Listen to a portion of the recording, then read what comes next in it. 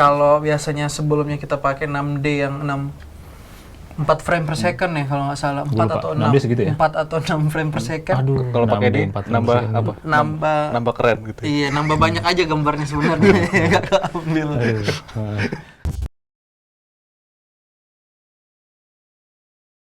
Pertengahan tahun kemarin, Canon resmi ngenalin dua kamera mirrorless terbarunya, ada Canon EOS R5 dan R6 ke pasar Indonesia. Nah, Kompas.com udah sempat beberapa kali dapat kesempatan untuk nyicipin dua kamera terbaru dari Canon ini. Nah, sebelum kita ngebahas lebih jauh, apa yang mau kita bahas hari ini, hanya sedikit ngomongin soal spesifikasi kamera, karena teman-teman yang pengen lihat lebih jauh di internet, detailnya udah lebih banyak, silahkan dilihat. Dan kami hari ini bertiga bakal ngobrol seputar impresi yang kita dapatkan selama make kamera ini dari kemarin. Jadi teman-teman sempat ada yang udah coba buat liputan ke luar kota, ada yang sempat buat liputan satwa di mana bro? Di Lampung. Di Lampung juga. Jadi nanti kita akan share bareng-bareng.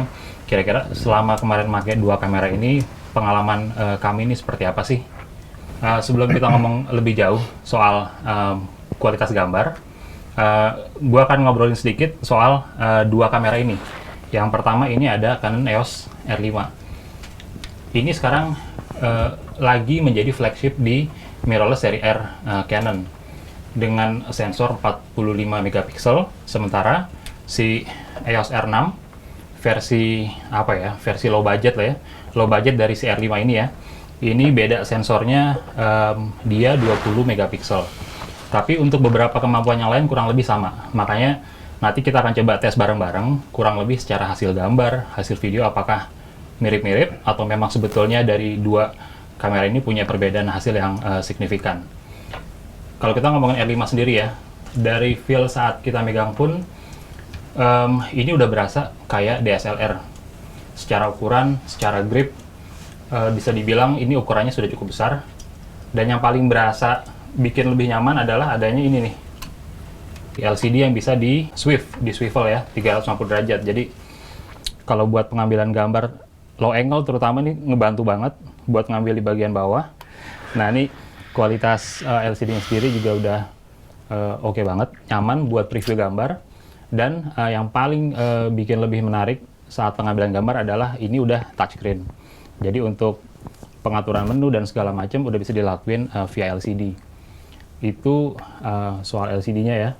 Dan yang menarik juga dari R5 ini adalah R5 ini udah support dua, yang satu ada SD card dan yang satu lagi ada CF Express. Ini sebenarnya akan jadi obrolan kita nanti, karena salah satu nilai jual dari R5 ini adalah ada perekaman video dengan resolusi 8K atau 8K.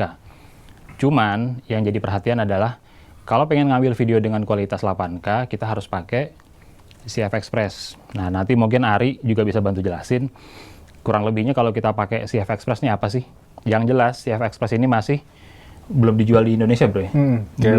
Belum dijual di Indonesia, dan kalaupun kita beli di luar negeri ini harganya masih tinggi banget.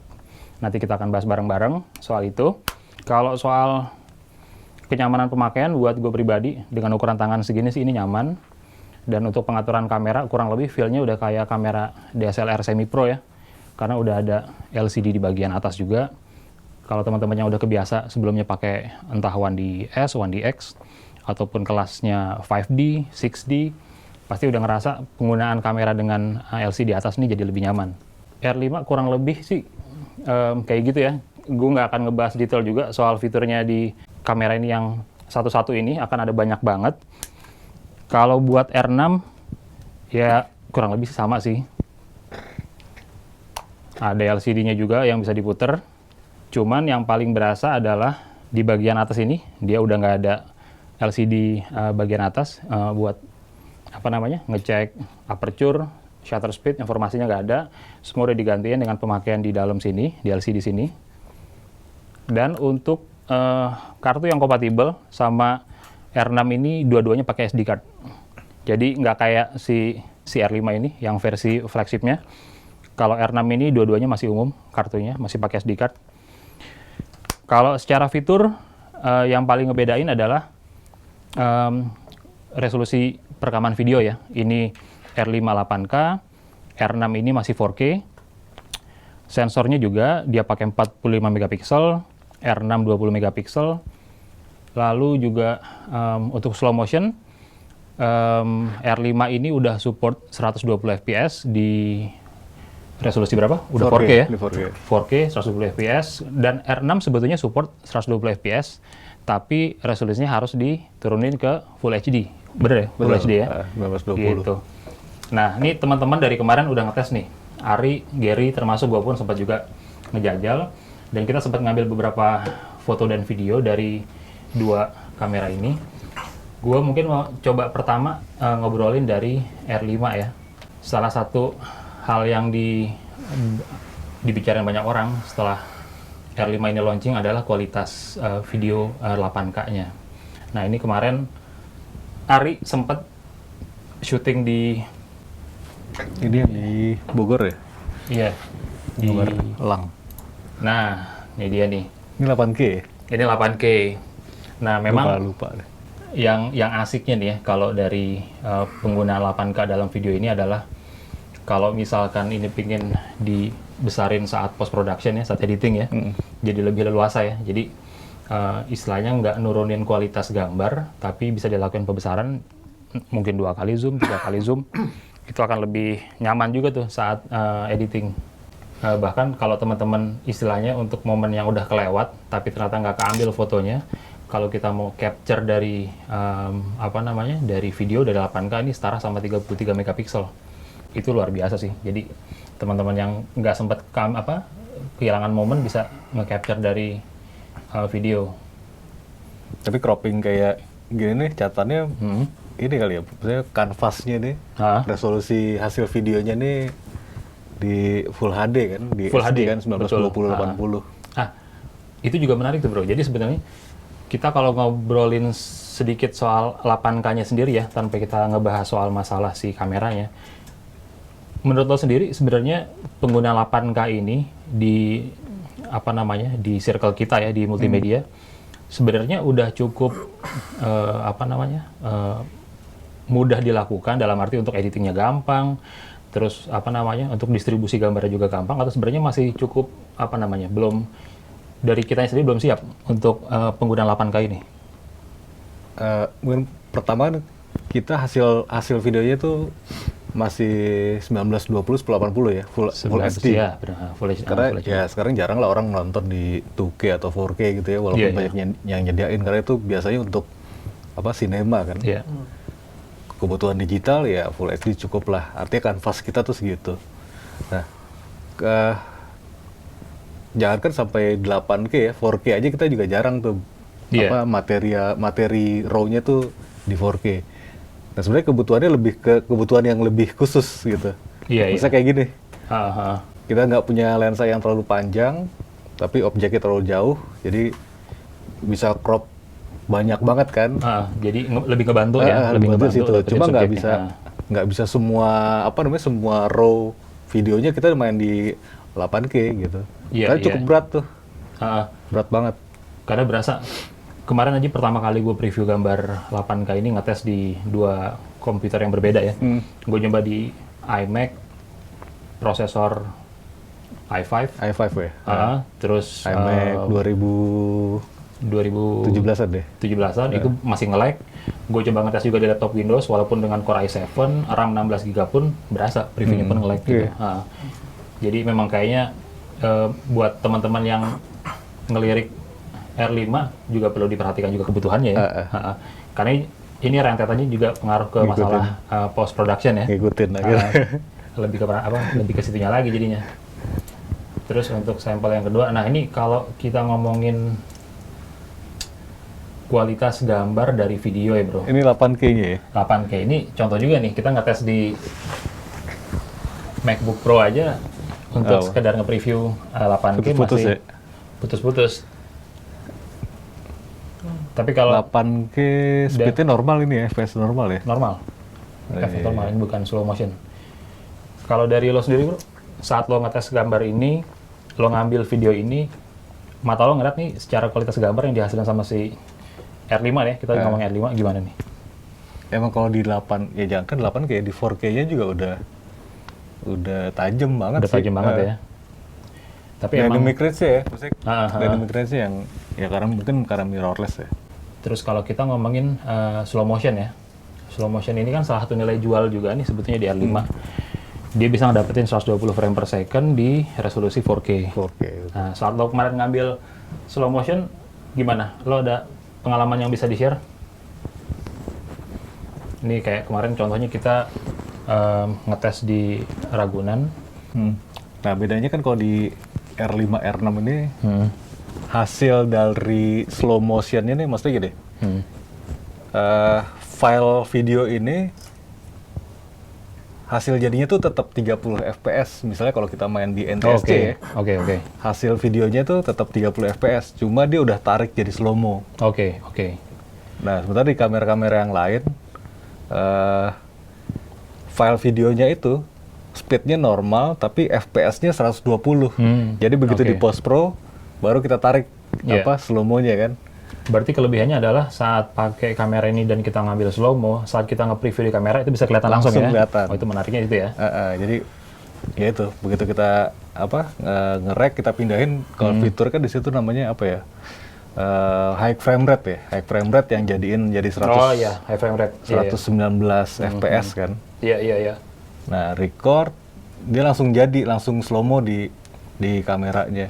Iya, itu buat teman-teman yang lagi di lapangan lumayan mempercepat proses ini juga ya. Ya, sebenarnya ngebantu pas kita preview sih. Previewnya, betul. Nggak perlu pindah ke komputer terus ditarik lagi. Iya.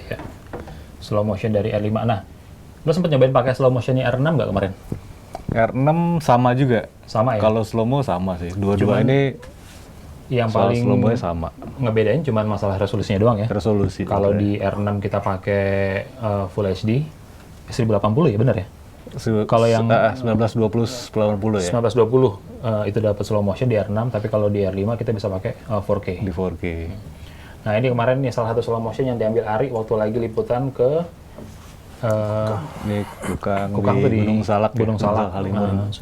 Ini sebenarnya jaraknya lumayan jauh. Ini gue cuma pakai 7200 kalau salah. 7200. Jaraknya agak jauh sebenarnya. Ini di 4K slow mo ya. Jadi sebenarnya ini di cropping, ditarik lagi. Oh. Cuma karena kanvasnya HD kan? HD, benar. Kanvasnya HD, jadi masih lumayan tajam gitu. Tapi emang salah satu yang bikin, mungkin teman-teman yang nonton saat ngeliat sampel-sampel gambar yang kami kasih, kayak kenapa sih kok banyakan hewan gitu ya? Karena emang dari awal salah satu yang pengen kita kulik soal masalah pergerakan subjek yang nggak ketebak, subjek yang cepat. Dan si R5 dan R6 ini salah satu yang diunggulkan adalah dia punya mode autofocus khusus untuk animal. Jadi dia ada pilihan di dalam menunya ini, mau autofocusnya itu tracking, autofocus yang dilakuin ke orang atau ke hewan gitu. Dan berapa kali kita ngetes, termasuk lo juga ya Ger, sempat nyoba ya. Jadi lo pernah ngambil di mana Ger pas lagi ngetes? Lo lebih ke R6 kayaknya ya? Iya, R6 buat motret. R6 itu kemarin pas lu di mana ya? Di ini. Kukang juga ada. Ini R6 Gar ya? Ini R6 ya. R6 ya? Dahsyat ya? Dynamic range-nya beda ya? Oh ini iya, ini kayaknya kita kalau kayak gini ngomonginnya dynamic range. Dan terus menariknya lagi, Gear ini termasuk yang jarang pakai RAW sebetulnya. Iya. Iya, jarang. Ini sebenarnya JPEG ya? JPEG. Ini JPEG. Jadi foto yang didapat Gear ini mungkin kalaupun ngelaluin proses post production kayaknya nggak terlalu banyak ya. Iya. Cuman emang basicnya dynamic range dari R6 sendiri juga udah oke sih. Lebih padat ya kalau lihat dari foto, kalau landscape ya, motret landscape gitu. Ini ada itu, terus ini juga, ini R6 juga ya Gar? Iya. Ini kayaknya terbantu dengan lensanya juga nih. Ini lo pakai apa? Ini lensa 2870. 2870 itu diafragma 2. ganas F2. tuh. Iya. Tajam. Ini juga salah satu contoh dynamic range yang bisa kita omongin sih, karena di sini jelas ada dua exposure yang berbeda sebetulnya. Cuman di bagian depan yang seharusnya ini lebih kalah secara exposure, tapi detail di bagian foreground tuh masih bisa didapetin ya. Dapat ya. Terus ada juga, ini juga warnanya juga oke. Nih tone-nya. Tone-nya oke. Ini pas lo kemarin di mana sih kan? Ini di Bromo. Di Bromo ya. Ini sama, pakai 2870 semua nih. Kalau dari lo sendiri selama pakai R6, terutama buat motret ya, karena lo lebih sering buat motret, lo ada pengalaman apa, Ger? Lebih berasa apa soal feel lo saat pakai di R6? Kalau yang moving itu emang sangat bantu ya R6 ya. Moving? Iya, moving. Apalagi yang ada animal tracking itu. Pas kebetulan akhir tahun kemarin 2020 itu kebetulan kucing emas sama kukang ya Mas Arya. Dan itu lo coba semua tuh? Jadi itu kebetulan dapat pinjaman R6 dari Canon. Ya maksimalin di moving itu. Tapi objek paling cepat yang pernah lo coba itu apa? Kalau kukang emang lama ya, kalau Soloris ya. Kemarin itu kayaknya kucing emas lumayan tuh, dia cepat tuh, iya. Ya ada sempat miss juga sih, pas rilis itu, dia dari kandang sementara itu dalam hutan, memang dia larinya cepet banget. Iya, dan emang padat kan di hutan, pohon-pohon, dahan, pencil, ranting. Kalau kukang ya masih kebantu karena dia emang bergeraknya pelan kan. Iya. Dan lo sempat nyicipin R5 ya kalau nggak salah ya? Iya R5 ya feature. Dan lo kemarin juga di R6 nyoba motret itu juga kan apa namanya? Nyoba. Jadi pas lagi kemarin tracking animalnya ya? Jadi pas kemarin lagi gue sama Ari ngetes di Ragunan itu. Nah soal continuous shoot, sebenarnya ini juga jadi salah satu keunggulan dua kamera ini ya. Terus yang menarik buat gue dari entah R5 ataupun R6 adalah dua-duanya ini udah punya kemampuan burst atau continuous itu sampai 20 frame per second, tapi itu di electronic shutter. Jadi si R6 ataupun R5 ini ada dua jenis shutter, ada yang mechanical shutter, ada yang electronic shutter. Mechanical shutter itu jenis shutter yang dipakai sama kamera film pada umumnya lah, kamera analog, kamera film ataupun DSLR yang biasa, yang umum gitu. Dia biasanya itu kalau sekali motret, sensornya akan terus menyala selama shutter speednya berjalan.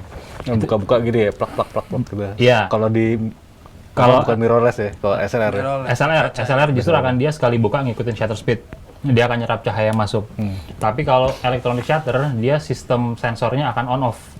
Nggak selalu nyala. Jadinya proses kerja di dalam kameranya lebih cepat. Makanya mechanical shutter yang dipunyain R5 dan R6 ini 12 frame per second. Electronic shutternya sampai 20 frame per second. Dan yang lebih menariknya dari electronic shutter itu ada silent shutter yang kayak Gary bilang. Bantu banget itu. Itu ngebantu terutama buat pemotretan yang di dalam ruang dan harus senyap ya. Dan harus senyap ya. Mungkin ballet, teatrikal itu akan ngebantu banget tuh silent shutter ini. Cuman memang ada plus minusnya. Jadi mechanical shutter dan electronic shutter itu dua sistem yang berbeda. Bisa dibilang gampangnya electronic shutter itu olah digital di dalam kamera. Jadi sering kejadian fotografer itu menemukan distorsi saat pakai electronic shutter. Ataupun garis-garis seperti horizontal ataupun vertikal itu nggak akan ketemu kadang-kadang tuh. Jadi dia suka ada bending di situ tuh. Itu salah satu kelemahan electronic shutter. Makanya banyak fotografer yang apa istilahnya itu, yang prinsip ya, yang emang pingin kualitas gambar, dia jarang pakai electronic shutter. Gitu. Nah, dia pasti kayak miring ya, vertikalnya kayak miring gitu. Jadi yang sebetulnya mungkin pilarnya lurus, dengan dia pakai electronic shutter, saat dia burst tiba-tiba dia nemuin si pilarnya jadi distorsi. Nah, itu biasanya kalau objeknya bergerak atau objeknya bergerak, terutama seringnya kejadian saat objek bergerak. Makanya bergerak, ya? Kejadian yang kayak kereta gitu kan. Betul. Kayak kereta atau apa mobil segala macam, orang lari itu sering nemuinnya kayak gitu. Kalau soal continuous shoot, lu apa Ger? Ada yang mau di-share dari pengalaman lu? Continuous shoot ditambah dengan animal itu ya? Apa? Tapi lu termasuk tipe fotografer yang selalu pakai mode continuous di kamera lo atau enggak? Kalau harian juga tetap pakai sih. Selalu pakai kan? Iya, karena mungkin kebiasaan motret ya. Iya. Kayaknya salah satu SOP standarnya pewarta foto itu kalau motret pakai continuous ya. Jadi sebenarnya nih kalau pewarta pakai ini lumayan dimanjain juga nih. Ya, si pewarta foto pakai R5 dan R6 karena kemampuan continuous-nya juga sebenarnya dia nambah. Kalau biasanya sebelumnya kita pakai 6D yang 4 frame per second ya kalau nggak salah, 4 atau 6 segitu ya? 4 atau 6 frame per second. Kalau pakai ini nambah apa? Nambah keren gitu. Iya, nambah banyak aja gambarnya sebenarnya. Nggak keambil. Sekarang kita ngebahas soal kualitas kamera ini saat dipakai handheld ya. Itu yang paling berasa lebih ke performa image stabilizer sih, terutama kalau handheld itu ya. Mungkin kalau Gary yang lebih sering motret nggak terlalu berasa soal masalah penggunaan image stabilizer ya. Tapi Ari ini yang lebih banyak di video. Kemarin pas kita di Ragunan, gue dan Ari sempat ngetes karena dia udah punya 3 mode image stabilizer sama R5 ataupun R6. Ada IS off yang memang kita nggak pakai sama sekali, ada IS on yang dipakai, sama ada level yang lebih advance, itu IS enhance ya bro ya. Nah mungkin lo bisa ngejelasin bro, antara sebenarnya IS on dan enhance itu beda yang paling berasa apa sih? Cropping ini ya. Ada area crop ya? Ada area crop ya. Itu di dua-duanya akan ngalamin itu? Kalau di enhance, tapi kalau di on itu enggak. Enggak ya? Karena kalau dari atas kertas, secara spek ya, mereka tuh mengklaim R5 dan R6 tuh bisa nahan guncangan sampai sekitar 8 stop. Jadi lumayan oke sih buat nahan guncangan. Untuk tesnya, kemarin kita ngetes ada 3 video berbeda. Nah, ada IS off, ada IS on, ada juga yang enhance. Nah sebenarnya kalau yang ini kan apa ya, ya shot-shot yang di setting kan, dan gerakannya masih smooth gitu. Jadi pakai IS on aja sih sebenarnya masih oke gitu. Coba kalau ketika liputan yang lo nggak bisa setting nih gitu, oh iya benar, gerakannya akan lebih lebih dinamis gitu kan, dan lebih nggak ketebak ya. Iya, lebih nggak ketebak. Tapi kalau dari lo sendiri sebagai videographer, lo prefer ngambil yang mana secara mode ini? Mungkin kemarin karena gue sempat nyoba yang di pakai canvas ya. Gue sengaja tuh ada foreground. Ngikutin objek, orang jalan dari samping, ada foreground pohon gitu ya. Gue pengen nyoba ini fokusnya tetap di orang itu atau enggak, terus seberapa shakingnya gitu ya. Nah ini salah satu contoh waktu pas lo ngambil. Ini handheld semua nih. Handheld ya. Ini sebenarnya kita bisa nyinggung dua hal nih ya. Banget ya. Handheld dan AF tracking ya sebenarnya. Handheld AF tracking. Karena di kondisi ini saat lo lagi coba buat shooting handheld, lo banyak lewatin foreground ya di depan lo ya. Dan itu subjeknya pun secara fokus ngelock di people kan. Apa namanya? Oke. Dengan mode people ya. People. Coba kalau bahasa di soal stabilizer ya, ngelihat behind the scene-nya gue coba pegang gitu, jalan sambil nyamping nih yang ini nih, gue jalan sambil nyamping, shakingnya segini itu menurut gue udah better banget. Iya. Lo pernah ada pengalaman dengan kamera yang selain ini teknis pengambilan sama dan lo misfokusnya juga banyak? Kalau ngomong stabilizernya, udah pasti kacau kalau lo begitu ya, makanya gue kalau ngurangin shaking ya pasti gue tegangin kan pakai ini. Gue nggak pernah begini gitu. Nah yang kemarin tuh sengaja gue begini, semana sih shakingnya gitu kan. Iya. Dan nah dapetnya kayak gitu, itu udah menurut gue udah oke ya? Udah oke. Nah kalau ngomong fokus, namanya autofocus itu ketika ada foreground dia emang nggak akan bisa ngelock di situ, dia lari ke foregroundnya. Suka nge-distract di situ ya. Nah, kalau kita ngomong soal kualitas foto ya. Soal kualitas foto, R5, R6, kalau buat gue pribadi selama kemarin make, hanya perbedaan masalah di besaran megapiksel. Tapi kalau secara ketajaman, kecepatan ngambil gambar, menurut gue nggak ada perbedaannya terlalu signifikan. Dua-duanya tajam. Beberapa foto yang gue ambil kemarin juga, baik yang di Ragunan, sama sempat juga gue ngetes ngambil objek burung di danau, itu juga menurut gue oke. Tapi yang jelas bawaannya lebih ringkes sih. Iya, itu paling jelas ya. Nah ini udah di zoom berapa nih? Ini salah satu contoh raw ya. Ini basicnya raw, gue convert tapi tanpa ada perubahan sharpen yang terlalu ekstrim ya. Gue ngelakuin noise reduction hanya sekitar 10% karena memang saat kita ngambil di Ragunan ini itu kalau nggak salah waktunya sekitar jam 2 sore, jam 2 menjelang jam 3 sore, dengan cuaca juga yang nggak terlalu terik, jadi lumayan mendung waktu itu. Akhirnya cara gue untuk dapetin speed tinggi, gue harus ngeboost ISO. Jadi ISO-nya gue bikin sekitar 5.000 atau mungkin di atas 10.000 waktu itu. Akhirnya ada sedikit konsekuensinya, gambarnya agak sedikit noise di bagian background. Cuma yang jadi catatan menarik menurut gue adalah objek ini sendiri, karena objek ini sebetulnya kan adalah simpanse yang hitam gitu ya, yang sebenarnya kalau kita untuk mendapatkan detail bulu kayak siamang gini, nih, ini siamang ya? Siamang ya? Siamang. Untuk dapetin detail yang kayak begini sebenarnya kalau dengan kamera yang nggak punya dynamic range agak sulit iya. ngedapetin karena itu. warna hitam tuh. Dan salah satu juga yang buat gue asik dari kamera ini adalah adanya fitur Zero. Jadi dia tuh versi RAW tapi dengan file size yang dipakai itu setengah dari RAW original. Itu ngebantu banget buat post production. Karena untuk R5 yang 45 megapiksel itu satu file RAW tuh bisa sampai sekitar 60, bahkan ada yang bisa sampai 70 MB. Ya. Satu file RAW 70 MB. Satu file RAW. Ya. 70 MB. Karena satu foto ya. Untuk satu foto karena dia 45 megapiksel. Jadi adanya fitur pemilihan si RAW ini ngebantu banget buat fotografer. Jadi untuk proses pengolahan data, penyimpanan gambar juga nggak terlalu berat lah. Menurut gue secara kualitas gambar baik R5 ataupun R6 nggak ada perbedaan yang signifikan dan secara ketajaman oke. Terus kalau untuk foto low light, Gary sempat ngambil juga nih ini dengan R6 ya. Nah ini salah satu keunggulan R6. R6 itu dia punya setting ISO yang lebih besar dari R5. Kalau nggak salah sampai 105 ya.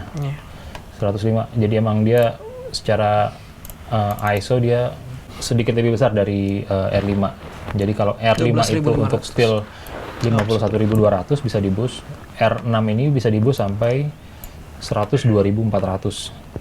Cuman memang ini balik lagi ke kebutuhan ya. Pasti ada konsekuensinya dengan kita pakai ISO setinggi itu. Walaupun mungkin dengan teknologi yang lebih baik, mungkin noise yang lebih rendah, tapi yang namanya noise sudah pasti akan ada. Karena mau di post production, ketika gambar udah ada noise, pasti ada konsekuensi penurunan ketajaman gambar. Tapi di mode video beda ya? Maksimalnya 25.000 ya? Betul. Nah, jadi kalau di mode video itu tadi lebih sedikit lagi.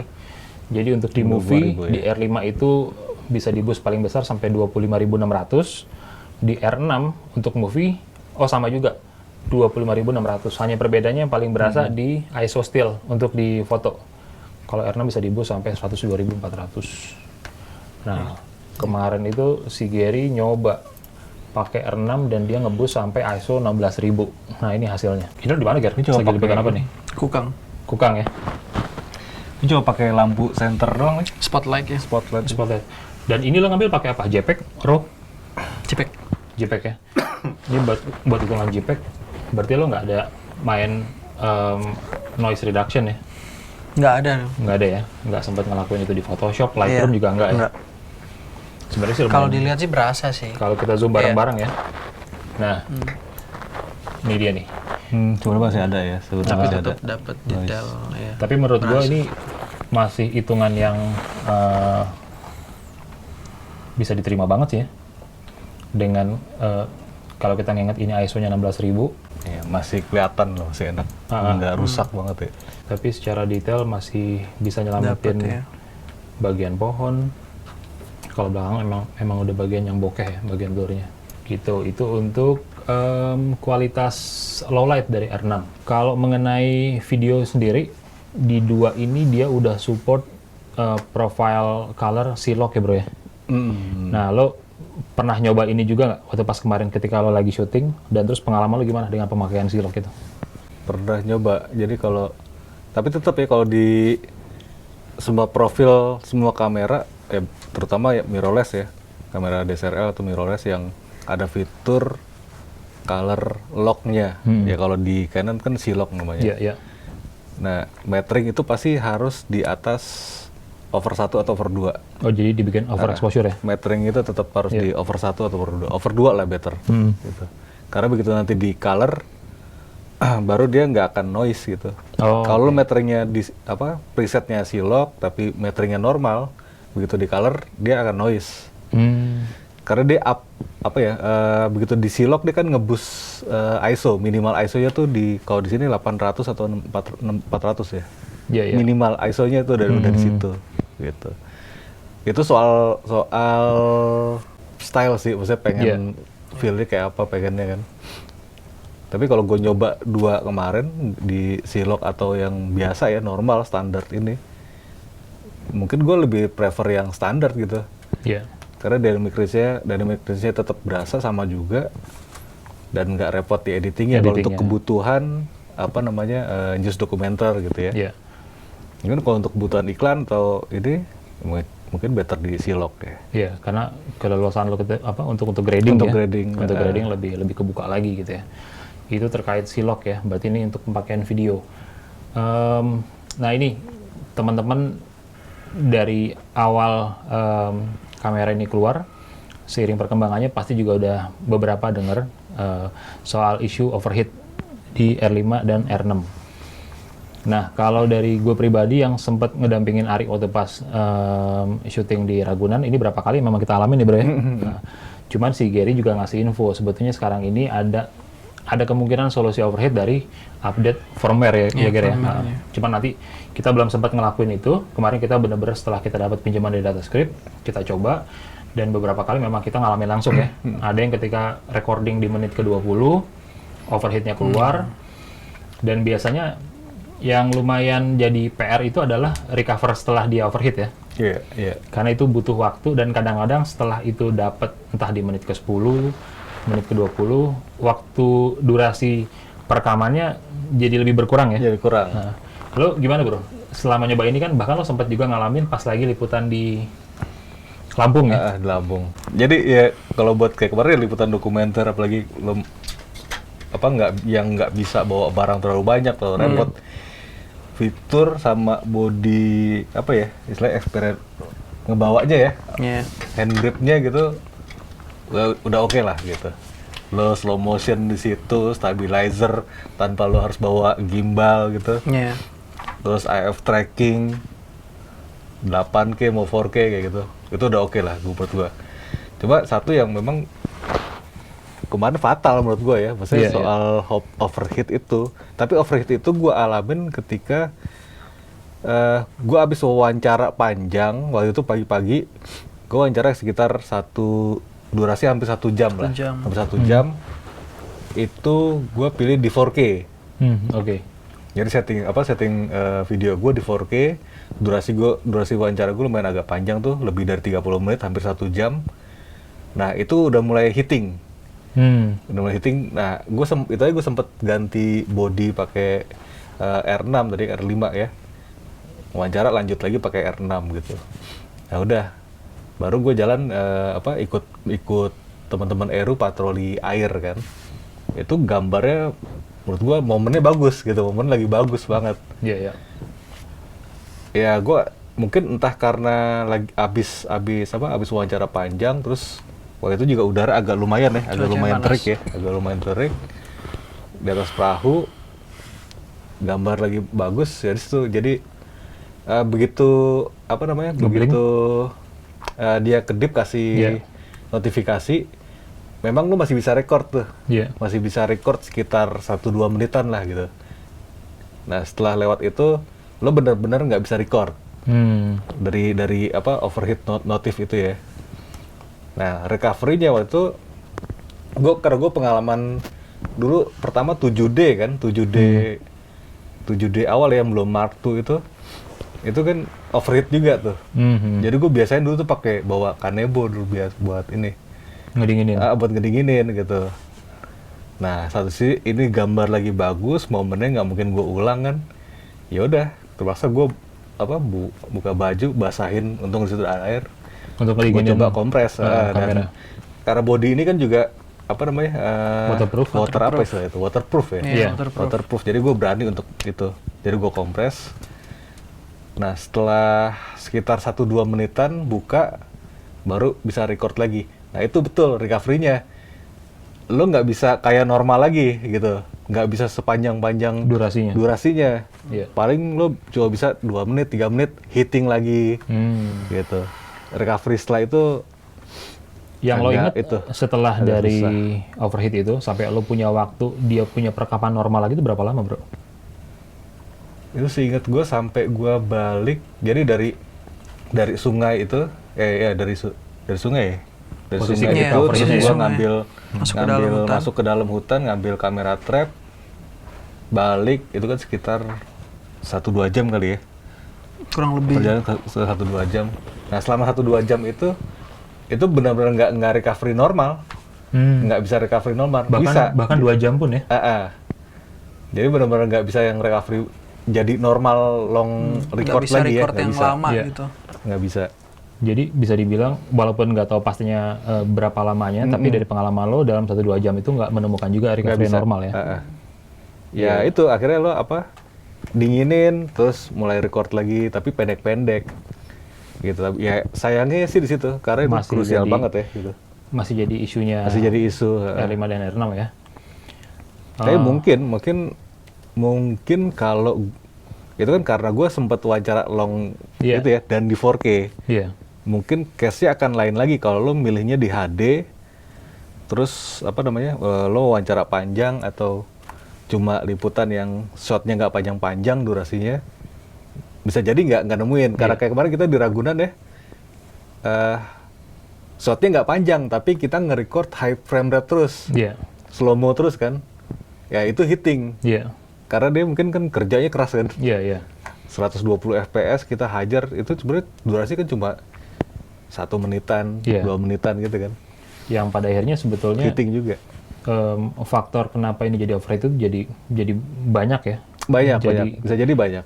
Bisa jadi karena cuaca juga yang terlalu terik. Terus kinerja mesin yang ketika kita pakai high frame rate misalkan gitu ya. Atau long record juga gitu long record, pilihan 8K, 4K itu pengaruh sih. Tapi itu udah hari ke-4 apa hari ke-5 itu kita pakai? Udah hari ke-4-an. Hari ke-4. Hari ke-4-an. Tapi memang itu momennya pas banget banget. Setelah gue wawancara yang panjang 1 jam itu. Sebelumnya emang nggak ada wawancara yang panjang sih. Jadi mungkin karena dari wawancara yang panjang itu juga pengaruh ya. Dan 4K gitu. Iya. Nah tadi di awal saat gue lagi ngomongin soal spek kamera R5 ya, gue nyinggung soal masalah penggunaan 8K di CF Express. Tadi kita juga ngobrol kalau CF Express ini belum gampang ditemuin nih di Indonesia ya. Lo ada yang mau di-share sedikit nggak soal masalah ini nih? Jadi dia support 8K, tapi di sisi lain dia butuh istilahnya persyaratannya ya, harus pakai CF Express gitu. Ya itu harga yang harus dibeli ya. Harus dibeli. Tapi gue baca kemarin di update-annya Instagramnya Canon, dia juga jual bundling kan gitu. Misalnya body plus CF 512 ini. Oh oke. 512 plus card reader tuh ada berapa? Jadi kalau untuk nyari sih mungkin nggak susah ya, bisa langsung ke data script. Keunggulannya ketika lo pakai CF Express, lo long record itu dia nggak stop record. Jadi nggak kepecah-pecah ya? Nggak kepecah iya, cuma dia nggak stop record. Kalau di 6D kan per 30 menit itu dia stop, merah stop. Kita harus manual mencet lagi. Oh oke. Berarti dia ini kalau istilahnya apa? Dia enggak. Dia akan panjang terus? Akan panjang. Ngikutin durasi sampai sehabis-habisnya gitu ya? Sekalipun dia potongan itu tetap nempel. Karena bukan potongan manual yang kita stop terus record lagi. Iya. Kalau di CF. Nah, berarti dia itu pengaruh CF kan akhirnya berpengaruh ke foto juga kan? Kecepatannya brush-nya. Karena emang continuous ya. CF Express sendiri kalau kita ngomongin masalah bandrolnya ya. Lumayan. Ya. Ini masih lumayan mahal banget ya. 512 aja kalau nggak salah itu ada di kisaran 7 sampai 8 jutaan kalau nggak salah sekarang tuh. Karena bandingannya tuh CF 512 ini sama card reader itu value-nya 10 jutaan. Sekitar betul. 10 jutaan. Karena sebetulnya pilihan yang di bawahnya 512 juga ada ya. Ada 128 gitu. Cuman balik lagi pilihan sesuai kebutuhan ya. Mungkin 128 juga untuk penggunaan 8K ini, si 8K ini bisa jadi nggak terlalu leluasa ya. Jadi tapi menurut gue ini sih oke lah pakai CF gitu, maksudnya lebih aman kan dibanding pakai SD. Nah sekarang kita mau coba compare sedikit deh. Ini kan dua ini sekarang nih lagi banyak diomongin sama fotografer nih gitu. Ada yang ngelirik, ada juga yang underestimate, ada yang pengen nyicip tapi kayak ngerasa sayang sama kemampuan DSLR-nya ditinggalin gitu. Jadi kayak kebingungan. Nah biasanya tuh head to head yang menurut kalian paling berasa nih kalau kita ngomongin R5 di SLR, 5D Mark IV atau ke 1DX? Mungkin kayaknya setara udah di 1DX ya, 1DX Mark II gitu ya. Di 1DX Mark II. Mark II ya. Sekarang tuh yang paling terakhir Canon ngeluarin 1DX berapa ya? 1DX Mark III. Mark III ya. Tapi kalau dengan kemampuannya si R5, menurut lo apple to apple-nya kayaknya setara di 1DX ya. Di 1DX. Soalnya kalau 5D Mark IV itu udah lama ya, 5 tahun, 6 tahun yang lalu dia launchingnya. Iya, jadi kayaknya kalau secara fitur memang akan di bawahnya si pasti R5 ataupun R6 ya. Misalkan kita ambil komparasi yang kita cek dari situs Canon Indonesia ya. Di sini kita coba cek misalkan R5 ya, kita tes R5 deh. Kayaknya setauku itu R6 tuh setara sama 1DX Mark III deh, coba deh disetarain. R6 ini bahkan di bawahnya R5 loh bro. R6. Iya, nggak maksudnya prosesor sama itunya prosesornya. sama ya. Oh, oke. Coba deh. Kita tes R6 body ya. R6 body ini aja untuk per sekarang kalau pakai situsnya Canon Indonesia tuh 42.850.000 body only ya. 42 juta. Kalau misalkan kita ke apa paling ini 1DX. Coba 1DX Mark III. Kelihatan jomplang juga nih kalau secara harga. 1DX Mark III sekarang tuh 110 juta body only ya. 1DX Mark III 110 juta, EOS R6 42 juta. Terus kalau misalkan kita mau komparasi lagi sama EOS R5 ya. EOS R5 body only itu sekarang 64 juta 850.000. Ini harga yang harus dibayar nih kalau pengen dapetin salah satu dari kamera-kamera ini ya. Balik lagi nih, semua menyesuaikan dengan kebutuhan. Apakah memang sepadan untuk ngambil R6 dengan harga sekian, 1DX Mark III yang harganya di atas 100 juta, dan R5 yang sekarang jadi flagshipnya mirrorless ini, body only-nya 64 juta 850.000. Nah ini kalau menurut lo sendiri, Ger, sebagai seorang warta foto nih, kalau lo dapat pilihan R5, 1DX, sebagai seorang fotografer deh, umum. Tapi lo yang senang motret, lo kalau suruh milih 1DX, R5, R6, pilihan gampang. Suruh milih ini. Ini pilihan gampang. Susah juga sih, tergantung liputan ya. Tergantung liputan. Iya, masih ada ininya, bro. Masih ada tergantung liputan. Gue pikir langsung pilihan gampang loh ini. Jawabannya. Kalau untuk lensa semua udah bisa masuk semua ya, karena dia udah pakai konverternya ya. Untuk seri R iya. Nah, RF ya. Dan kemarin juga kita sempat nyoba ya. Jadi Datascript ngasih juga tuh adapter buat nyobain dari si R ini ke lensa IF ya. Ya, lensa L series. Bisa kita coba kemarin, sempat ada yang nyoba di 70-200. Seringnya kayaknya kita nyoba di 70-200 deh, karena kebetulan dari kemarin saat kita dapat body R5 dan R6, Datascript juga ngasih pinjam ada lensa RF 1535 bukan 2,8, ada juga lensa 2470 2,8, dan dua-duanya juga racun juga sih. Tapi emang kita nyoba adapter ke 70-200, secara kecepatan autofocus juga oke ya. Masih nggak ada penurunan yang terlalu ini ya, walaupun dia pakai adapter ya. Terus kalau dari lo bro, R5, R6, secara pemakaian, secara kenyamanan, kualitas gambar, lo ada yang mau di share juga? Karena lebih sering di video ya, ya jelas R5. R5 ya? Lebih jelas mirrorless R5. Issue overheat, R5, lo ada?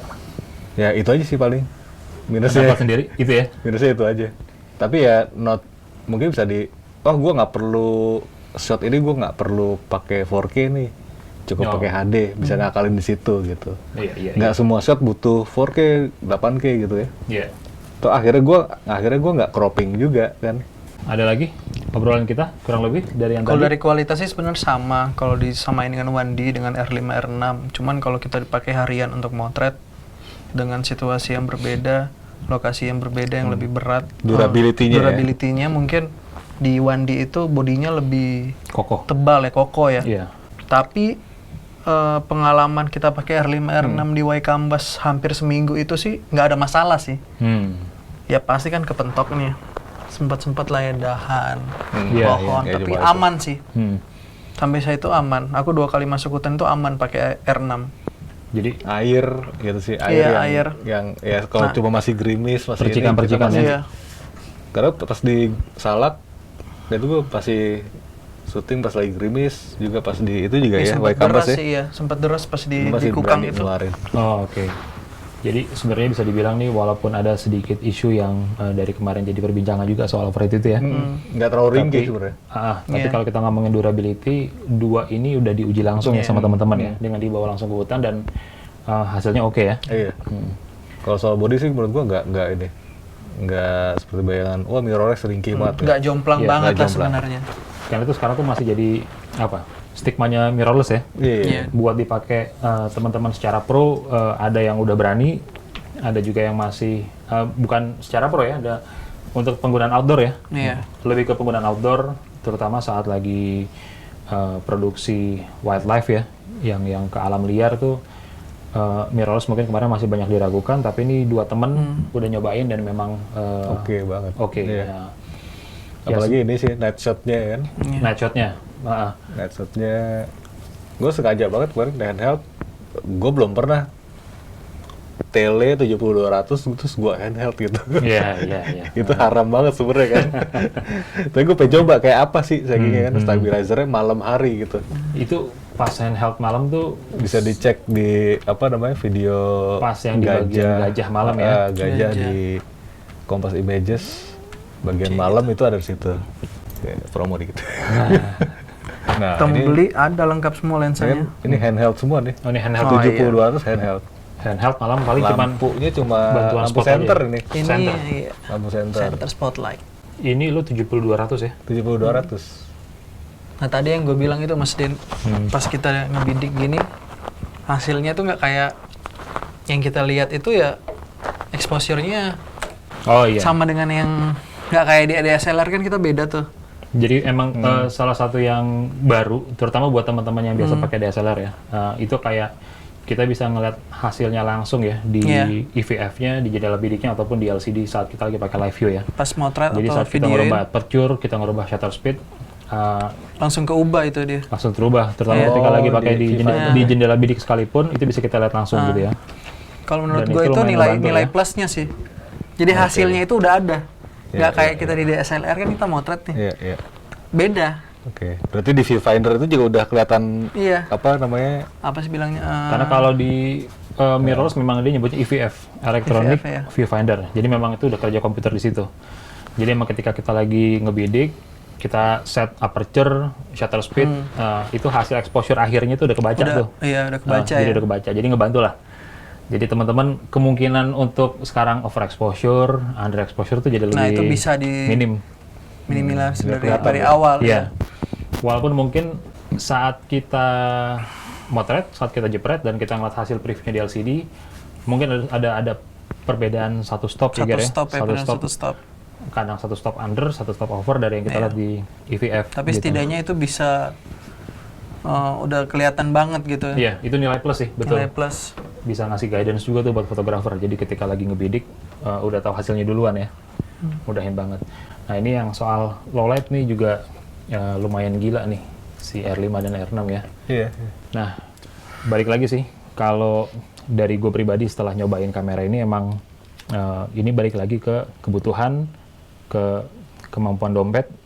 Kalau memang ada budget lebih dan memang kebutuhannya dirasa cukup dari penggunaan R5 ini, video 8K,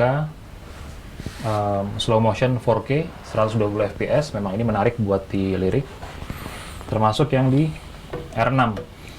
Kalau mungkin buat yang pengen punya R5 tapi budgetnya juga belum cukup, ini juga menarik. Hanya ada berapa perbedaan spek minor ya di R6 megapikselnya 20 megapiksel, setengahnya di R5, selebihnya kurang lebih sama gitu. Oh sama ini juga sih, dia juga pakai baterainya nih hampir sama dengan LPE6 ya, sama kayak DSLR ya. DSLR 5D, 6D, 7D sama masuk. Yang baru ini udah ada emas di tengah. Yang katanya sini signature-nya beda lah.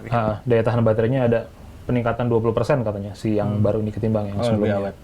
Lebih awet ketimbang yang baterai seri lama. Thank you Datascript yang udah ngasih kesempatan teman-teman buat nyicipin R5, R6 dan beberapa lensa dari seri RF. Semoga teman-teman yang nonton bisa nilai sendiri dan disesuaikan dengan kebutuhannya R5, R6. Thank you.